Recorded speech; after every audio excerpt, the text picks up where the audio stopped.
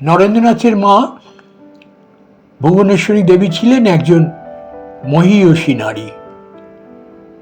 স্বামী বিবেকানন্দ পরবর্তীকালে বহুবার বলেছেন, আমার জ্ঞানের বিকাশের জন্য আমি মার কাছে ঋণী। তার শিক্ষা দেওয়ার পদ্ধতি ছিল অদ্ভুত।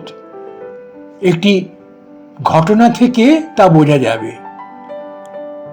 স্কুলে একদিন বিনা দোষে নরেন্দ্রকে শাস্তি পেতে হয়। ভূগোলের ক্লাসে নরেন্দ্রনাথ সঠিক উত্তরই দিয়েছিলেন, কিন্তু মাস্টারমশাইয়ের মনে হলো তার উত্তর ভুল। তাই তিনি নরেন্দ্রকে শাস্তি দিলেন। নরেন্দ্র বারবার প্রতিবাদ করলেন, আমার ভুল হয়নি, আমি ঠিকই বলেছি। কিন্তু এতে মাস্টারমশাই আরো রেগে গেলেন। বেত দিয়ে নির্দয়ভাবে নরেন্দ্রকে মারতে লাগলেন। বাড়ি ফিরে গিয়ে নরেন্দ্রনাথ কাঁদতে কাঁদতে সব কথা মাকে বললেন। মা তাকে সান্ত্বনা দিয়ে বললেন, বাছা, তোমার যদি ভুল না হয়ে থাকে তবে এতে কি এসে যায়? ফল যাই হোক না কেন, সর্বদা যা সত্য বলে মনে করবে তাই করে যাবে।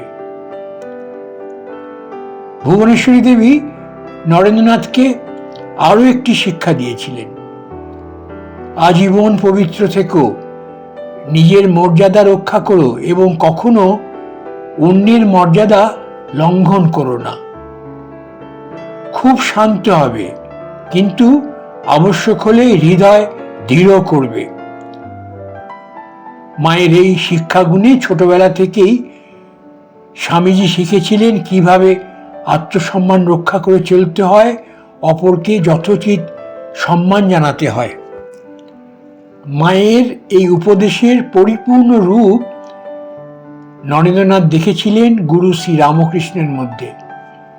শ্রীরামকৃষ্ণ বলতেন, আচরণেও দেখাতেন, সত্যই কলির তপস্যা। মা এবং গুরুদেব উভয়ের মধ্যেই যে সত্যনিষ্ঠার আদর্শ দেখেছিলেন তা স্বীয় জীবনের প্রতিটি পদক্ষেপে রূপায়িত করেছিলেন স্বামী বিবেকানন্দ।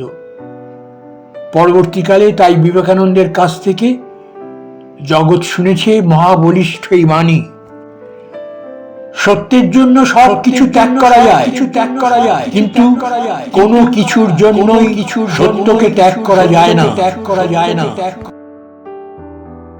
চ্যানেল ৯০ পক্ষ থেকে একটা আর্জি রাখছি আপনাদের কাছে, তাহলে এই যে চ্যানেল ৯০কে আপনারা সাবস্ক্রাইব করুন, আমাদের মোটিভেশনাল ভিডিওগুলো আপনারা দেখুন, দেখে আপনারা আপনাদের অমূল্য লাইক দিন এই মোটিভেশনাল ভিডিওগুলোতে, এবং এই ভিডিওগুলোকে আপনারা আপনাদের বন্ধু বান্ধব আত্মীয় স্বজনের সাথে শেয়ার করুন, এই আবেদন করি।